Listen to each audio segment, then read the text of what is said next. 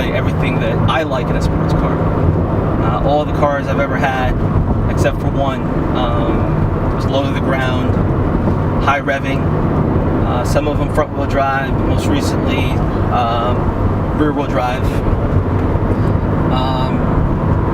Some people will argue that, how come they didn't stick a turbo or a supercharger in there? I'm not a big fan of force induction. And of course, some of the older buyers will say things like, it'd been nice if they stuck a 6 or an 8, but give me a car that's low to the ground, excellent visibility,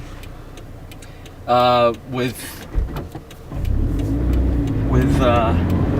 steering feel and a quick ratio steering wheel at that. I mean, it's very direct. It's very quick. There's no lag whatsoever when you're shifting the car. Give me a great gearbox, and of course, a high revving motor, and you'll have my attention. Because, please go straight. Thank God. So again, like I said,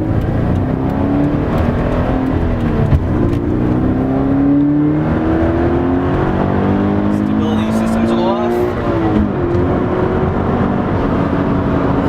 Damn the Prius. Again, if you look at that left to right sweeper, stability control systems were off. Shift light turned on. Did the back end come out? Again, it didn't. As long as you're smooth with your inputs, as long as you're precise, the back end will not come out of the car. Now, if you're in that situation and you do a little Scandinavian flick, then yeah, the back end could come out. But again, I guess my generation's a little bit different. Everyone's so into so-called drifting that I've always been taught that the more neutral the car is, the better it is, the faster it is. If you oversteer a car, the slower you are. And that's always been, whether it's autocrossing or whether it's track days. I mean, the more neutral the car is, the more balanced the car is, the faster times you'll have. When you start understeering and oversteering, when you start overdriving the car, it usually results in slower lap times. But again, stability control systems are all off. That was about that was third gear at about 70 miles an hour on that left to right sweeper. No issues whatsoever.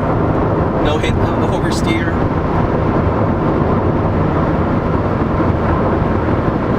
Another thing that's very surprising with the car is this is not exactly the best stretch of freeways we have. It's actually one of the worst stretches of freeways we have here in San Diego.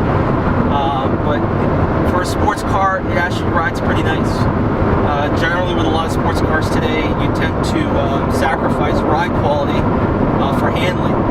With this, it's actually, if someone coming from a Lexus or a Cadillac and they hop into this, it's going to be very jarring. But or even someone coming in from a Camry or Corolla to this, it's going to be very jarring. But if you're currently driving a somewhat sporty car, a sports sedan, this is actually pretty nice. Okay. Here's another one. This is a high-speed sweeper. Downshift to fourth. Third gear, we're at 70. Rev match, heel toe. On the gas. Traction control system's off. On the gas all the way. Shift light. So again, if you look at the steering input, there's not one section there where I actually counter-corrected.